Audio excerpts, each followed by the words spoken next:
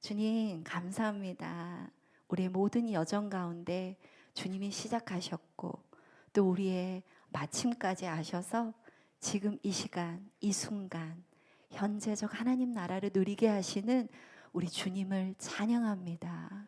주님의 그 아름다운 나라의 섭리와 계획 안에 우리가 무엇이간데 우리를 동참시켜 주셔서 함께 기도하고 함께 사랑하고 함께 주님의 나라를 꿈꾸게 하시는지, 이것이 우리의 가장 큰 기쁨이며 소망입니다.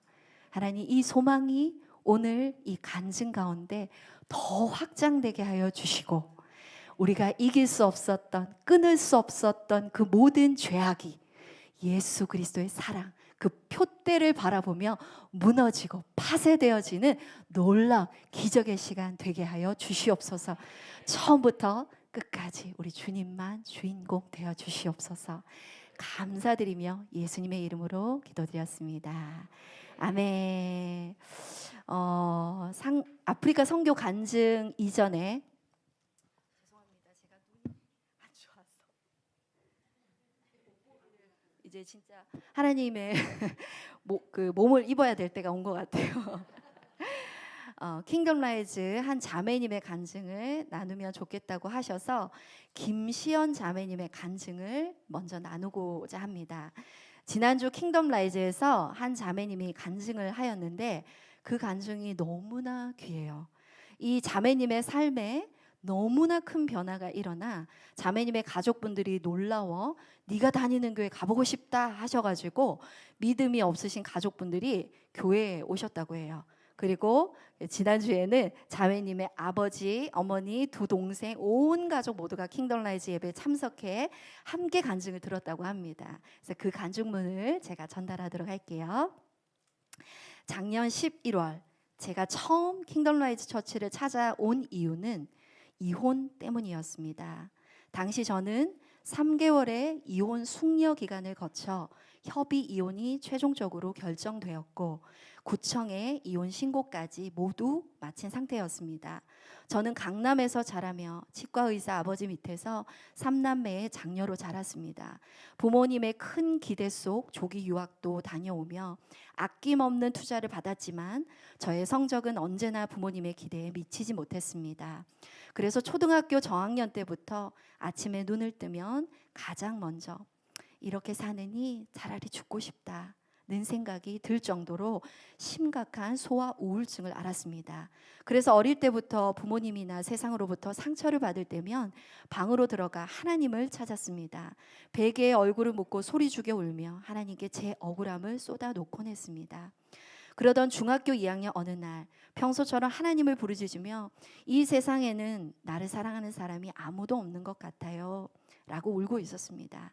그때 내가 너를 사랑한다 는 마음을 주셨습니다. 그날 저는 살아계신 하나님을 처음으로 영접하게 되었습니다.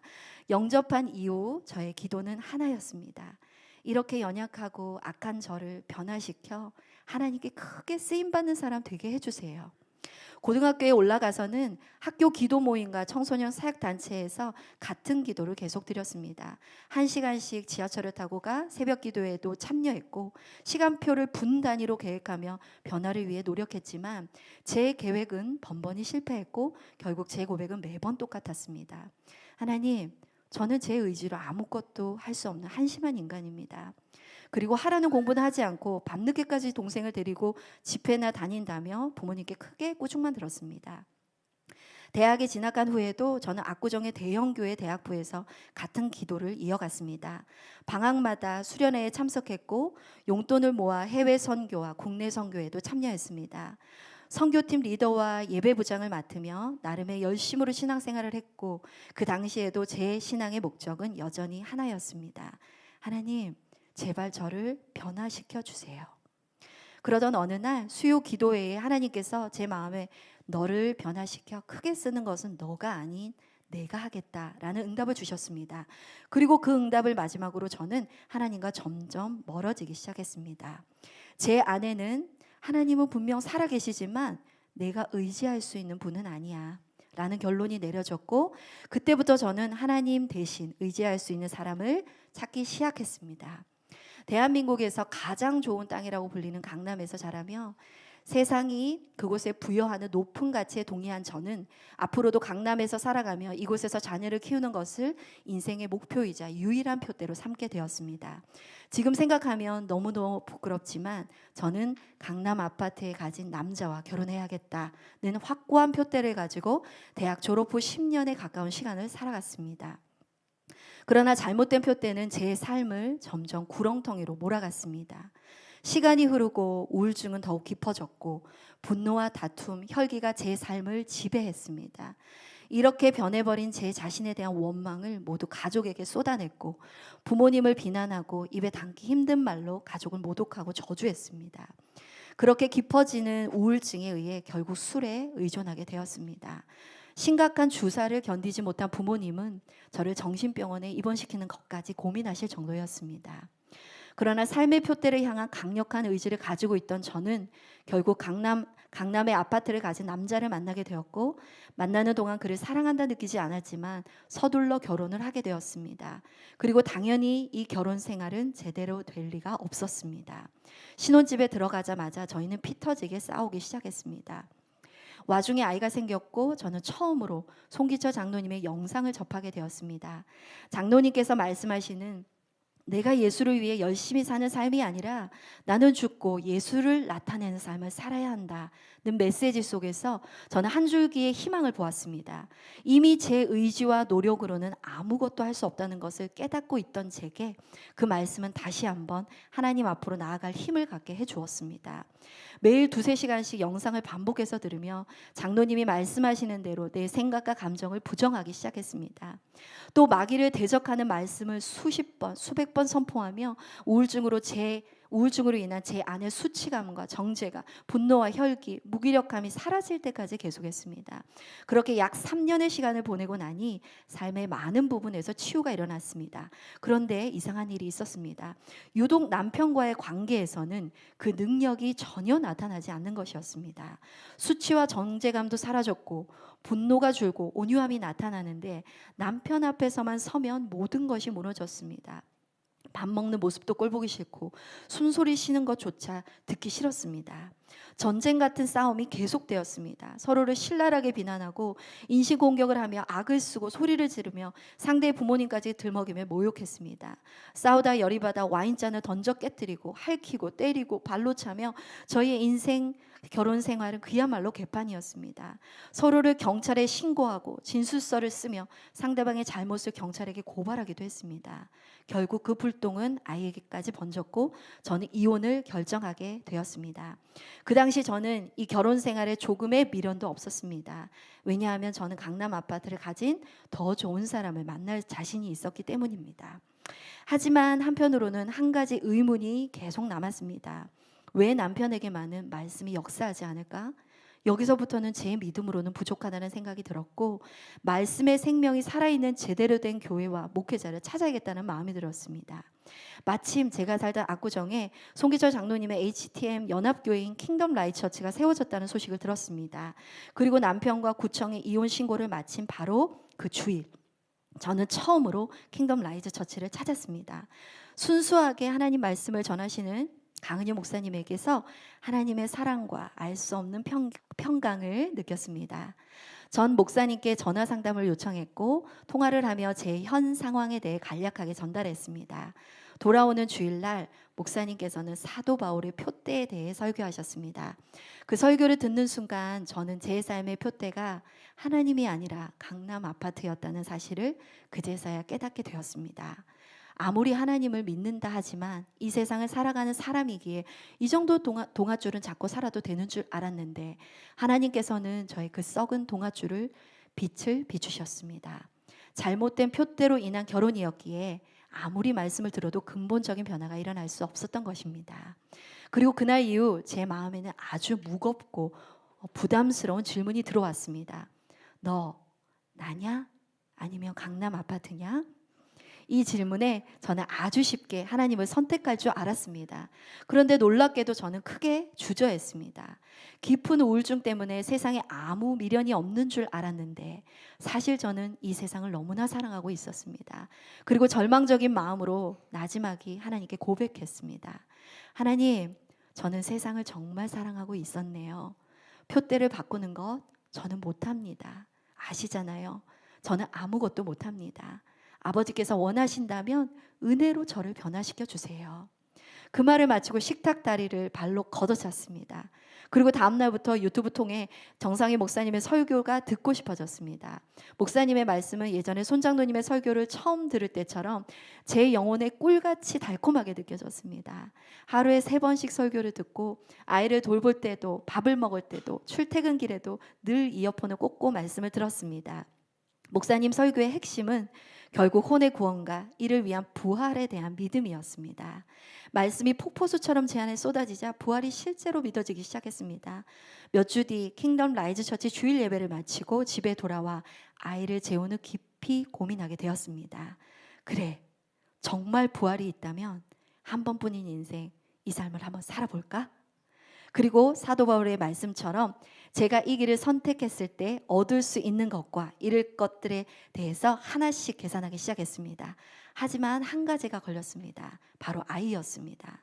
나는 세상 대신 부활을 선택하고 나그네처럼 살아간다 해도 내 아이에게는 무언가 남겨주어야 하지 않을까?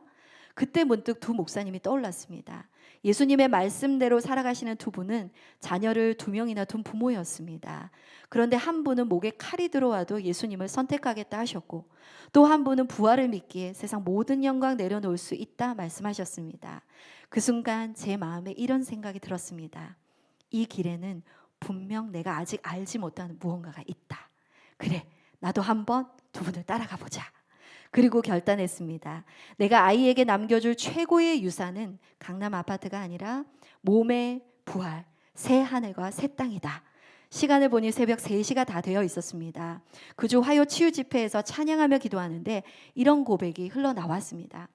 하나님, 이번 이혼을 통해 강남 아파트를 내려놓고 제 삶의 표대를 다시 세웠습니다. 이제 하나님이 주인 되지 않으시던 제 삶의 모든 영역까지도 흔들어 주셔서 하나님이 제 모든 것의 주인 되어 주세요. 제 힘으로는 도저히 할 수 없는 기도였기에 온몸에 땀이 송글송글 맺혔습니다. 기도를 마치고 자리에 앉는 순간 마치 제 머리 위로 무언가 뭉게뭉게 올라오는 듯한 느낌이 들었습니다. 그리고 제 마음속에 음성이 들리는 듯 했습니다. 내가 너희 예배를 받았다. 저는 이제야 제 예배가 드려졌다는 사실에 충격을 받았습니다. 그런데 아직 해결되지 않은 문제는 저의 이혼 과정이었습니다. 서류에는 도장을 찍었지만 아직 남편과 집을 분리하지도 못했고 아이와 어디에서 살아갈지 정하지도 못한 상태였습니다. 그래서 이제는 진정한 그리스도인으로서 더 이상 강남 아파트를 쫓지 않고 오직 하나님만 의지하며 아이와 둘이 어디에서든 살겠다는 결심을 하게 되었습니다. 큰 결심을 한 후 무릎을 꿇고 납작 엎드려 기도했습니다. 예수님, 이제 제 인생은 당신의 것입니다. 아버지께서 하라고 하시는 대로 살겠습니다. 이혼 이후의 삶에 제게 보여주세요. 그 순간 갑자기 성경 앱을 열어보고 싶은 마음이 들었습니다. 앱을 열자 예수님께서 십자가를 지시기 전 제자들에게 하신 말씀이 눈에 들어왔습니다. 한 알의 밀알이 땅에 떨어져 죽지 아니하면 그 한 알 그대로 있고 죽으면 많은 열매를 맺느니라. 그 말씀을 보는 순간 내가 죽어야 하는구나. 결국 나는 남편에게 맞아 죽어 순교하게 되는구나 하는 절망스러운 생각이 밀려왔고 동시에 제게 욕을 퍼붓던 남편의 얼굴이 떠올랐습니다. 혼란스러운 마음으로 기도하는데 이보다 좋은 순교의 터가 어디 있을까? 응답과 함께 너의 가정에서 혼의 죽음을 이루라 는 마음이 제 안에 임했습니다. 그 순간 저는 혼의 죽음을 이루는 어려움을 둘째치고 남편에게 맞아 죽을 것이 아니라는 사실이 너무나 기뻤습니다. 그날 이후 저는 금요 기도에서 하나님의 사랑을 구하기 시작했습니다. 저는 이 척박한 세상을 살아오며 사랑만큼 쓸모없는 것이 없다고 생각했습니다. 그래서 친구들과 결혼에 대해 이야기할 때도 사랑이라는 단어가 나오면 바보같이 느껴질 정도였습니다. 그런데 그런 제가 하나님의 사랑을 구하게 된 것입니다. 그때 제 마음에 네가 드디어 선한 것을 구하는구나 라는 마음이 임했고, 주님, 제가 사랑할 수 없는 사랑을 사랑하게 하시니 감사합니다 라는 고백이 제 입에서 흘러나왔습니다. 그리고 하나님은 저를 크게 회개하게 하셨습니다. 이 세상의 촛불이 되어 어둠 속에 빛을 밝히며 살아가야 할 그리스도인이 선악의 판단으로 사람을 정죄하고 세상의 물주로 사람을 줄 세우며 마귀가 다스리는 세상의 사망의 법을 누구보다 충실히 따라왔음을 하나님께서는 크게 책망하셨습니다. 또한 누구의 잘잘못을 떠나 남편과 시부모님이라는 하나님이 주신 그 권위에 제가 순종하지 못했던 모습도 깨닫게 하셨습니다. 지금은 이렇게 자세히 설명하지만 그 당시 하나님은 단 세 문장으로 제 교만을 드러내셨습니다. 뭐 그리 잘났다고, 뭐가 그리 잘났다고, 뭐가 그리 잘났다고. 그 말씀 앞에서 저는 제 안에 있던 모든 교만과 판단을 깨달았습니다. 그동안 가족과 친구들에게 쏟았던 제 판단과 말들이 너무나 부끄럽게 느껴졌고 제 입술에 지난날의 창피해서 어디라도 숨고 싶었습니다. 저는 하나님 앞에서 오열을 하며 회개했고 남편에게 용서를 구하고 시부모님께 무릎 꿇고 사죄하겠다고 약속드렸습니다. 다음 날 남편과 시부모님께 진심을 담아 용서를 구하는 카드를 작성했고 달라진 제 모습이 대견해서 아주 당당하게 카드를 전달했습니다. 그리고 하나님께 자신 있는 태도로 주님, 저는 제 일을 했으니 주님은 이제 주님의 일을 하소서 라며 엄숙한 목소리로 기도했습니다. 그러나 아무 능력도 일어나지 않았으며 하나님은 아무 말도 하지 않으셨습니다. 남편의 분노와 혈기는 여전했으며 제게 우리의 이혼은 이미 끝났으니 이 집에서 나가라는 통보를 받았습니다. 너무 실망한 저는 강 목사님께 달려가 남편의 행동을 일렀습니다. 그런데 목사님께 말을 하는 도중 이미 제 마음에 남편에게 제대로 사과하고 싶다 는 마음이 생겼습니다. 그러나 자아가 높고 자존심이 매우 강했던 제게는 미안하다는 카드를 쓴 것만으로도 아주 대단한 업적이었습니다. 그리고 내가 이렇게까지 잘못한 건 없잖아 라는 선악의 판단이 자꾸 저를 괴롭혔습니다. 그래서 남편에게 쉽사리 사과가 나오지 않았고 예수를 따르는 이 길이 너무 어렵고 괴롭게만 느껴졌습니다. 깊은 고뇌의 새벽 6시 일찍 눈을 떠졌고 에라이 그냥 이혼을 해버릴까? 라는 생각이 저를 덮쳤습니다. 그런데 갑자기 마귀들이 신나서 날뛰는 게 느껴졌습니다. 그들이 제 이혼을 응원하고 있었습니다. 그래, 이 지독한 마귀 새끼들에게 가정을 넘기느니 사과를 하는 게 낫다. 죽을 때 죽더라도 나를 평생토록 괴롭히던 마귀에게 내 가정을 넘기지는 않아야지 하는 생각에 다짜고짜 남편 방문을 벌컥 열고 들어가 오빠 미안해. 내가 미안해. 우리 사이좋게 지내보자. 나 한 번만 용서해줘 라고 말하며 자고 있는 남편을 껴안았습니다. 남편을 만나고 처음으로 해본 행동이었습니다. 너무나 굴욕적이고 자존심도 상했지만 모든 잘못을 제게 돌리며 용서를 구하자 남편의 마음도 조금씩 풀어졌습니다. 그런데 자의반 타의반으로 사과를 하고 나자 현타가 세게 왔습니다. 망연자실한 표정으로 앉아있는데 시연아, 그 자리에 내가 왔다. 나는 너가 말씀을 듣는다고 자고 있는 남편을 깨우기 원치 않으며 무례히 행하는 걸 원치 않는다는 마음을 주셨습니다. 제가 목사님 말씀을 들을 때마다 남편이 시끄럽다고 소리를 질러 저 인간을 보라며 분노하며 하나님께 일렀는데 성령님은 그것조차 원하지 않으셨습니다. 그리고 몇 주 후 시부모님께서 집을 방문하셨고 저는 하나님께 약속한 대로 시부모님께 무릎을 꿇고 잘못을 구했습니다. 이 역시 다 하고 나니 또 기분이 매우 언짢았습니다. 도대체 예수 믿고 이게 무슨 꼴인가 싶었습니다. 그런데 놀랍게도 다음 날부터 제 마음이 하나님의 사랑으로 뜨거워졌습니다. 수많은 생각과 판단으로 머리 끝까지 열불나서 다시 모든 걸 엎어버리면 어쩌지 하는 염려와 다르게 저는 아무렇지 않았습니다.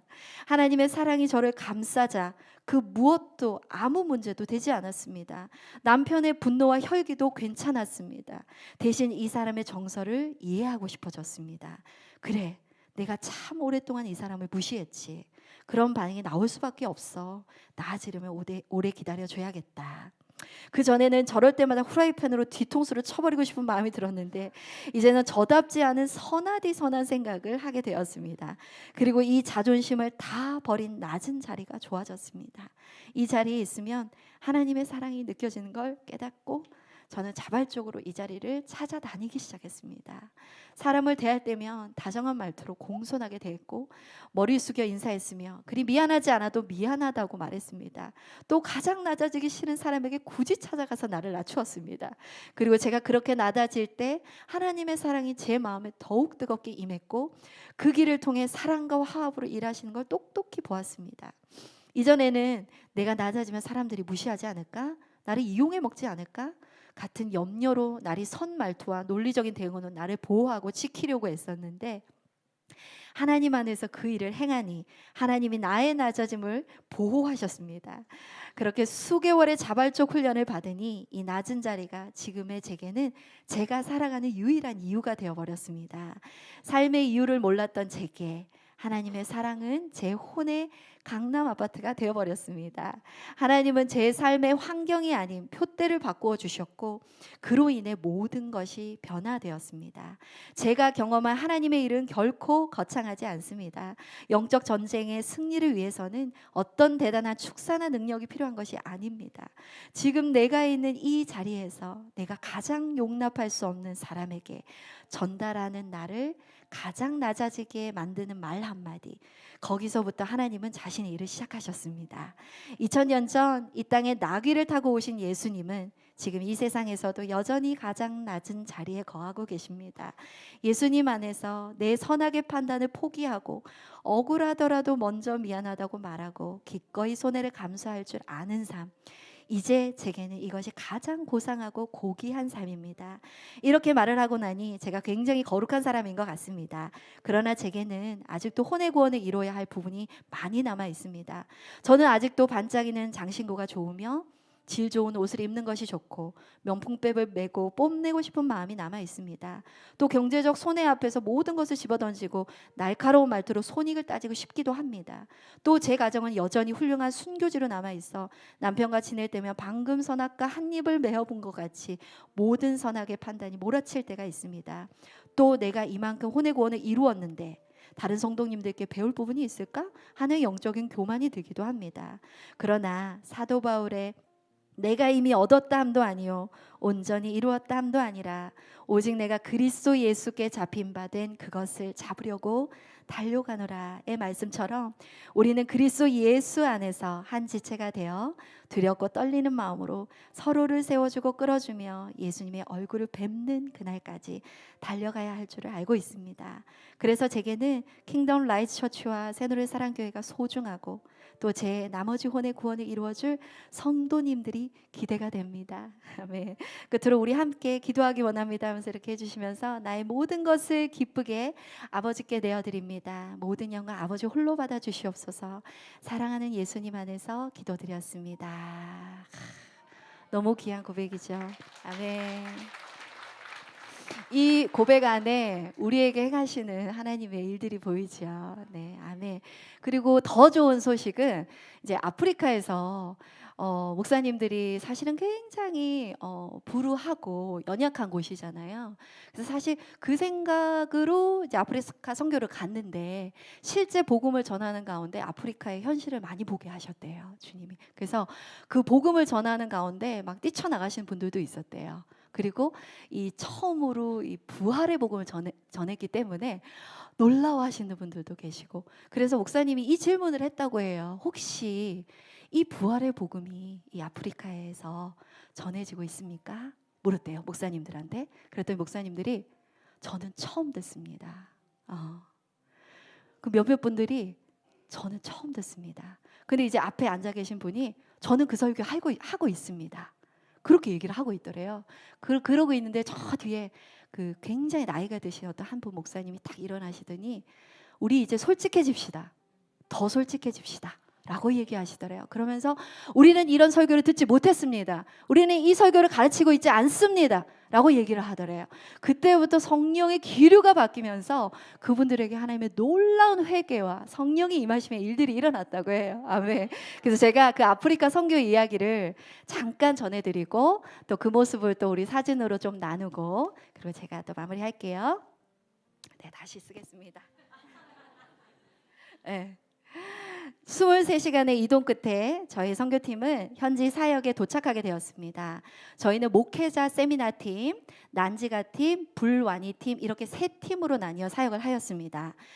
먼저 목회자 세미나 간증을 하기를 원해요. 세미나가 있었던 첫째 날은 멀리 남수단에서부터 무려 22시간 동안 차를 타고 달려 목회자들까지 총 80여 분의 목사님들이 모인 가운데 세미나가 시작되었습니다. 성령님께서는 그 전부터 아프리카 목회자분들에게 전해야 할 세 가지 핵심 진리에 대해 명확한 감동을 주셨습니다. 첫 번째는 하나님께서 사람을 창조하신 목적과 거듭난 이후 우리가 누려야 할 생명의 삶이 무엇인지, 두 번째는 청지기로서의 결산이 있을 것이라는 가르침이었습니다.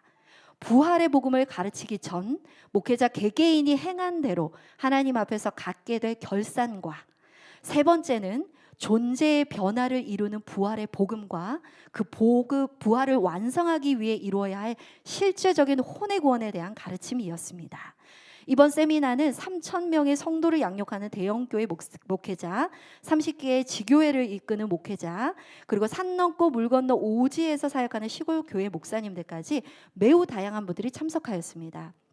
창조의 목적과 더불어 그리스도의 심판대에서 각 사람이 일한 대로 결산받게 될 것을 증거하던 중 성령님께서 뜨거운 마음을 주셨습니다.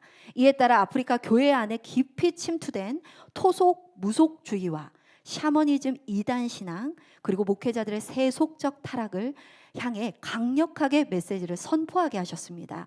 나이지리아의 한 목회자가 아내의 생일에 7억 원이 넘는 롤스로이스 2대를 선물했다는 타락한 현실을 지적하며 이 모든 행위에 대한 하나님의 엄중한 결산의 날이 반드시 올 것을 소리 높여 외쳤습니다. 믿기 힘들지만 현지 아프리카 교회의 실상은 참담할 정도였습니다. 사람이 죽으면 천국이나 지옥에 가는 것이 아니라 그것이 끝이라고 믿는 이들이 대부분이라는 것과, 이단과 신천지에서 배포한 전단지로 성도들을 가르치는 교회들도 있다고 합니다.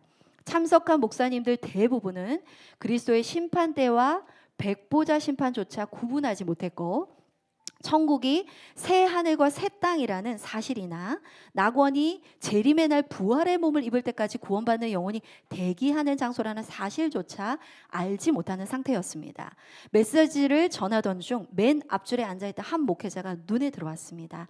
고급스러운 양복에 수행원까지 동행한 분이었는데 설교가 진행될수록 거부감을 표하며 눈을 감더니 결국 일부 오전 강의가 끝나자마자 자리를 떠났습니다.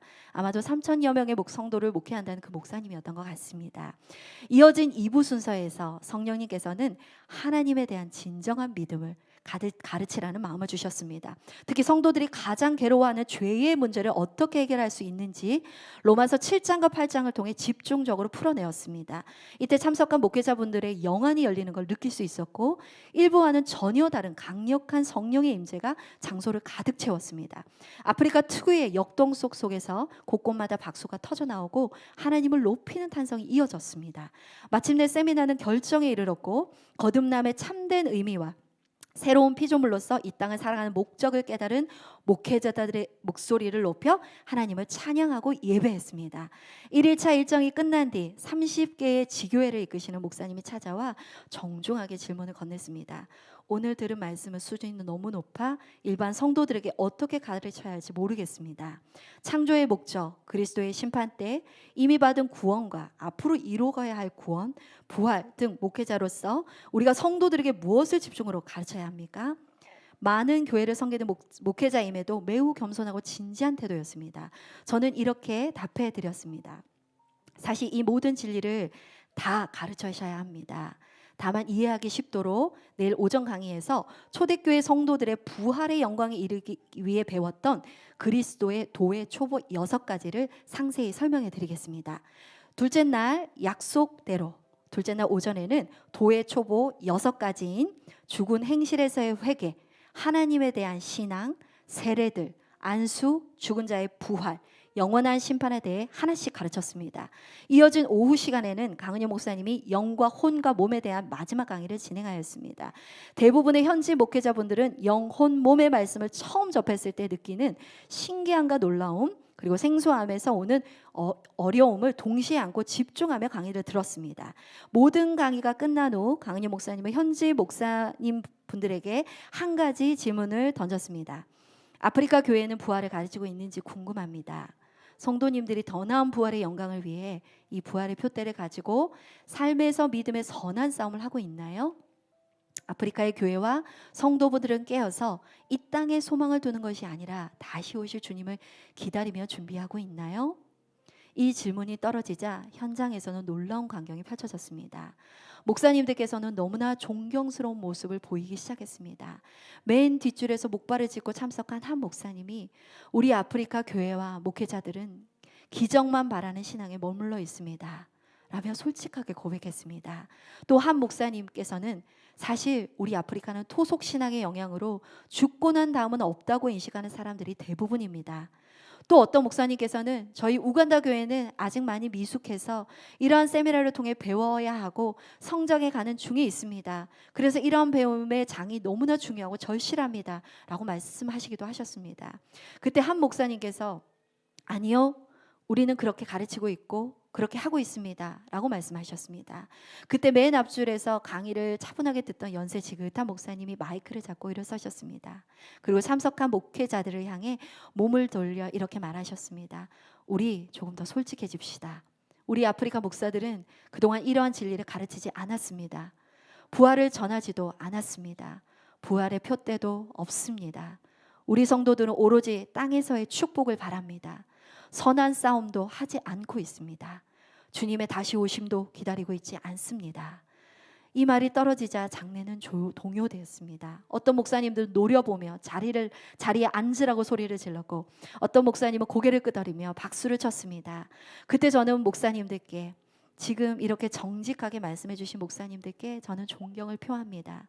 사실 저희 한국교회도 성도들에게 더 나은 부활의 영광을 사모하며 주님의 오심을 기다리게 하는 부활의 설교를 찾아보기 어렵습니다. 그러나 코로나 이후 목회자들이 아닌 한국의 많은 성도분들은 유튜브를 통해 여러 많은 교회의 설교를 들으며 진정한 진리가 어디 있지? 찾아 나서기 시작했습니다. 그때 이 참 진리에 목말라 진리를 전하는 교회들을 찾는 성도들이 급증하기 시작했습니다. 여전히 이 땅 속에서 귀에 듣기 편한 말씀을 찾는 이들도 많이 있습니다. 그러나 그 가운데 깨어서 진리를 찾고 하나님의 임재를 갈망하는 성도분들이 일어나게 되었습니다. 그렇게 진리를 사모하는 분들이 모여 부흥이 일어나는 교회들이 생겨나고 있는데 그 중에 하나가 저희 교회입니다. 그때 목사님들은 신선한 충격을 받으며 놀라워하셨습니다. 저는 이어서 말했습니다.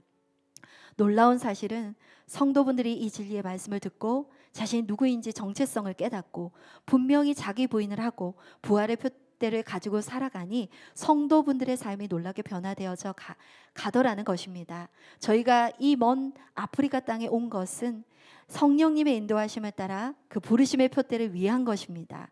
우리는 준비하고 있습니다. 저는 목사님들께 도전하고 싶습니다. 물질과 세상의 성공과 교회의 수적 부흥과 교회 건축의 표대를 둔다면 우간다 교회는 반드시 한국 교회의 전락을 똑같이 경험하게 될 것입니다. 그러나 우리가 우리의 교회를 진리 앞에서 정직하게 직면하고 인정할 때 거기서 부흥은 시작됩니다. 거기서부터 주님은 우리를 통해 교회들을 진리 기초 위에 다시 세우실 것입니다.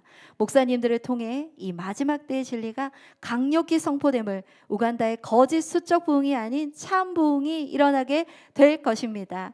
이를 위해 우리 목회자들이 먼저 초대교회의 성도들과 사도 바울처럼 부활의 표대를 가지고 깨어서 육체를 부인하고 성령님의 인도함을 받는 삶을 먼저 침노해야 합니다. 목사님들은 아멘으로 화답하셨고 그 후 찬양과 기도 시간이 시작되었고 성령님이 세미나 장소에 운행하셨습니다.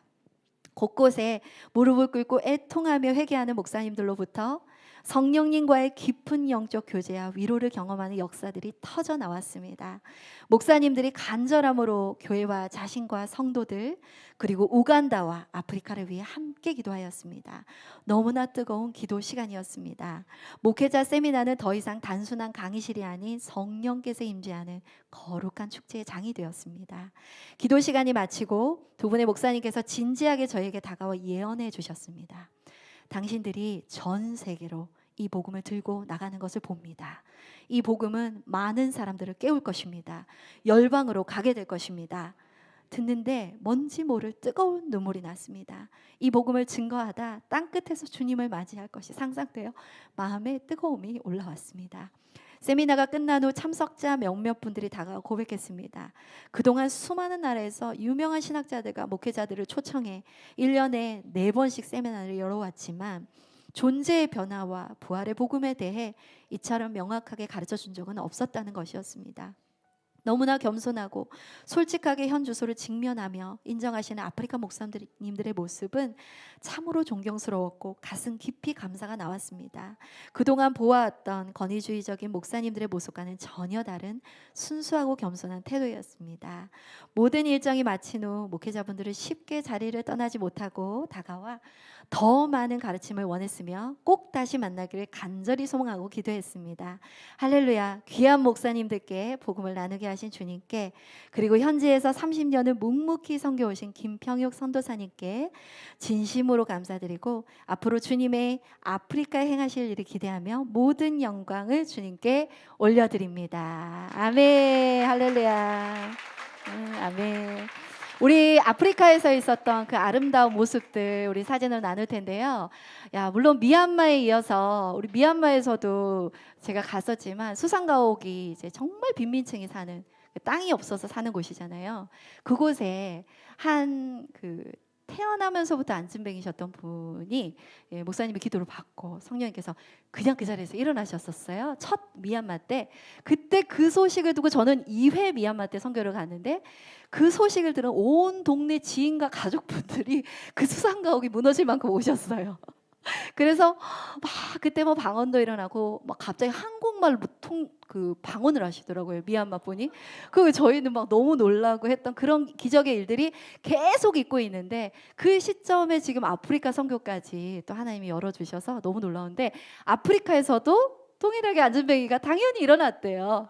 우리에겐 기적이지만 너무나 당연한 하나님 나라의 일입니다. 하나님께서 그것을 예언하셨고, 왜냐하면 이제 하나님이 살아있다는 걸 그들에게 보이셔야 할 때가 됐기 때문에 우리는 그 능력도 가지고 있지만 때로는 주님 허락하지 않으면 멈추고 주님 사용해라 하면 그 무기를 사용하는 거예요. 그래서 그 현장들의 소식들이 막 들려올 때 너무 가슴 벅차더라고요. 하나님이 약속하신 것을 성취하고 계시구나, 하나님 이루시고 계시구나. 그 여정 가운데 우리는 각자 고군분투 혼의 구원을 이루고 있지만 그 혼의 구원의 각자의 구원이 지금 하나님 나라의 일을 하고 있구나. 그것을 보면서 각자 있는 그 위치에서 하나님의 일을 하고 있는 여러분들이 생각이 났어요. 그래서 우리 사진 한번 보여줄까요? 네. 좀 어둡게 뒤에, 여기 앞에를 어둡게 해주시면 감사하겠습니다. 네, 좋습니다. 이곳이 아마 그 목회자분들, 다 목회자분들이시거든요. 그래서 저희 선교지가 갈 때마다 그렇죠. 목회자분들 위주로 하나님 복음을 전하기 시게 하신 것 같아요. 네, 넘겨주시고. 이때가 언제였을까요? 지금 막 부활의 복음을 듣고 계신 것 같죠, 그렇죠? 네, 다음 또 넘겨주시고, 또 넘겨주시고. 22시간을 타고요. 그리고 또 아마 영혼 몸에 대해서 설교하고 계시고, 아까 그 목회자 팀이 이렇게 해주시고, 그 다음에 학교랑 그 다음에 그 난민들 쪽으로 가서 두 팀이 또 나눠져서 이렇게 복음을 전했대요. 다음 화면 보시면 우리 또 이 아이들에게 또 전하고, 네. 그래서 아마 아마 이쪽에서 안진뱅이가 아마 일어난 것 같아요. 제가 잘은 모르겠어요. 목사님 글로 또 보여주시고, 네. 그렇죠? 우리 아이들 앞에서 또 네. 제가 안 갔다 와서 제가 전달 못 드리겠어요. 그냥 보시고 보세요. 네, 목회자들 찬양하고, 네, 좋습니다. 쭉쭉쭉쭉 넘겨주세요. 네, 좋습니다. 얼마나 우리도 처음에 이 복음을 들었을 때 얼마나 부대끼기도 했죠. 아마 그러셨을 것 같아요. 그렇지만 하나님 그 말이 맞습니다. 엎드리는 자가 있는가 하면 또 나중에 돌아올 자가 있겠죠. 그래서 우리 목회자들이 또 주님 앞에 주님께서 정말 주님 앞에 찬양하며 회개하며 통곡하는 모습이 너무 아름답습니다. 아멘. 갈아서 씹어서 우리 아이들에게 하나님의 사랑에 하나님의 복음을 이렇게 흘려보는 모습이 너무 아름답습니다. 하나님이 너무 그 기도가 간절했던지 하루를 연장시키셔서 지금 안식하고 계시잖아요, 그죠? 네, 그 서로를 뜨겁게 사랑하는, 야, 선교 미얀마 선교 때 우리 성도들의 사랑하는 그 모습이 참 굉장히 보시는 주변의 분들이 참 놀랍다는 말씀하시더라고요. 선교를 하는 그들에게도 흘러갔지만 함께 선교팀으로 섬기는 우리 공동체 안에서 사랑이 더 하나님 깊어지는 걸 보여주시는 것 같아요. 아멘. 이런 모습들이 쭉 있습니다. 네. 할렐루야. 진짜 우리나라 한 50년 되나요? 야. 네. 근데 또 아프리카는 수적으로 부흥은 지금 또 많이 일어나고 있잖아요. 우리나라가 처음에 그랬던 것처럼 그 가난이 지나고 나면 이제 부와 기복이 이제 시작되죠. 똑같은 해 아래 새 것이 없다고. 근데 그것을 하나님이 이제 다루시기 시작하시는 것 같아요. 그래서 이 아프리카 땅에 지금 이 적시적소에 부활의 이 표대가 전해짐이 하나님의 때인 줄 믿습니다. 아멘. 마지막으로 제가 나누고 이야기 마치려고 합니다.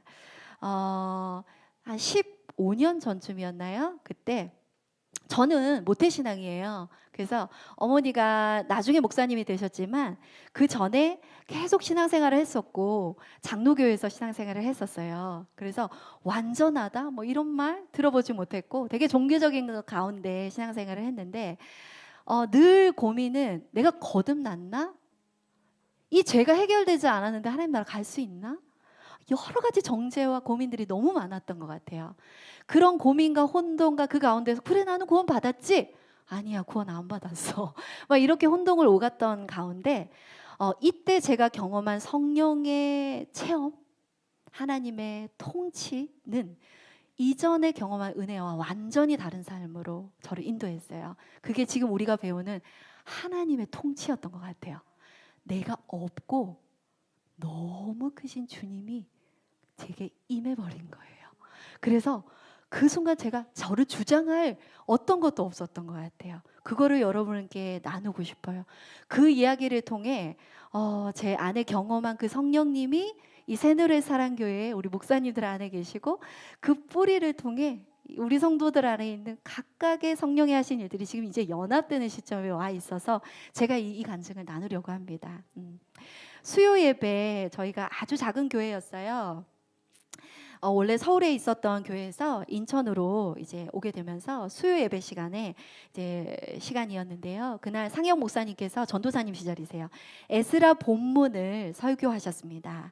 말씀이 선포되는 순간 제 안에서 에스라의 회개 기도가 터져 나오기 시작했어요.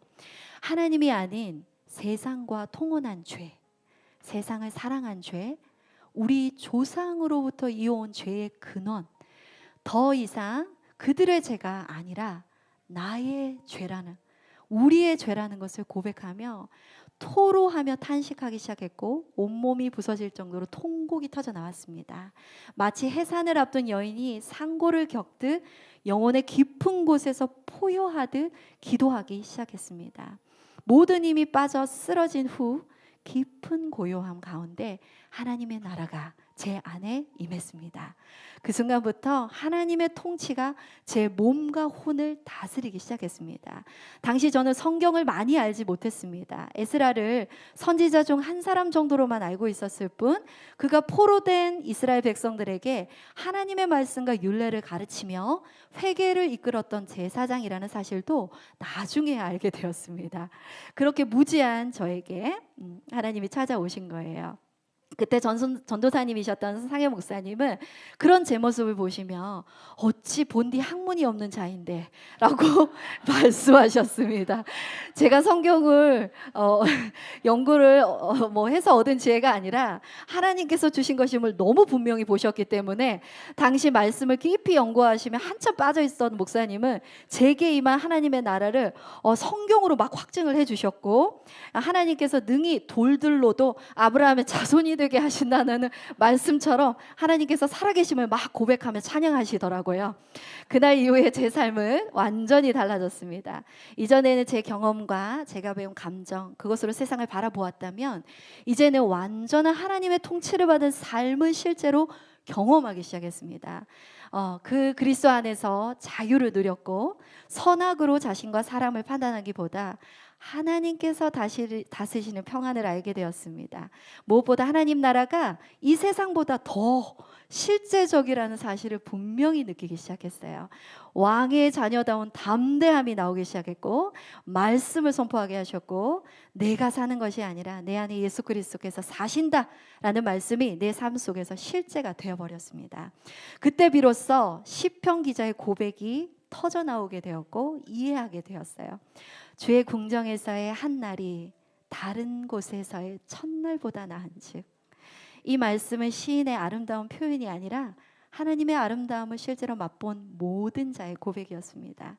세상의 일들은 희미해지고 하늘의 시민이라는 정체성이 아주 분명해졌습니다. 당시 목사님들은 저를 보시며 내가 알던 강은선 집사가 아니야 라고 말씀하셨습니다. 저를 본 것이 아니라 제 안에 계신 성령님을 알아보셨던 것입니다. 성령님은 날마다 하나님 나라를 가르쳐 주셨습니다.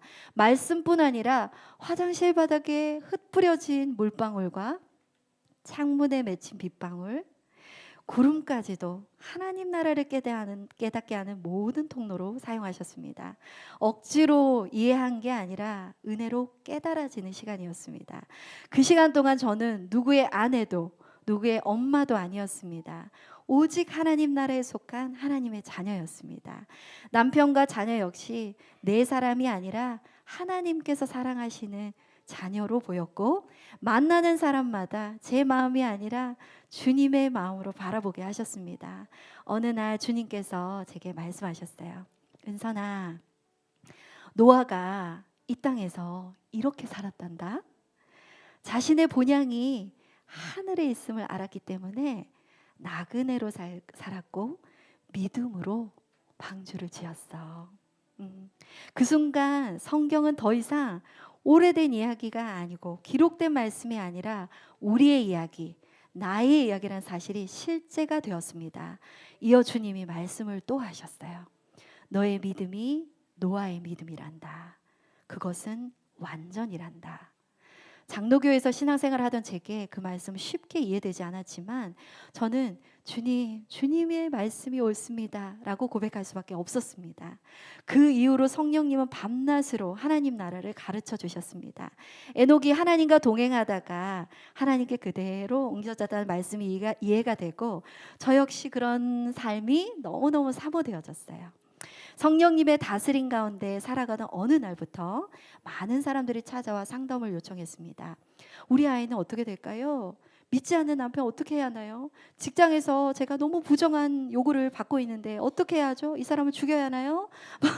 여러 가지 질문들 모두 달랐지만 성령님께서는 그 중심에 하나님이 아니라 내가 자리하고 있음을 보게 하셨습니다. 그때 제 마음에 주셨던 말씀은 무릇 내게 오는 자가 자기 부모와 처자와 형제와 자매와 더욱이 자기 목숨까지 미워하지 아니하면 능히 내 제자가 되지 못하고 누구든지 자기 십자가를 지고 나를 따르지 않는 자도 능히 내 제자가 되지 못하리라.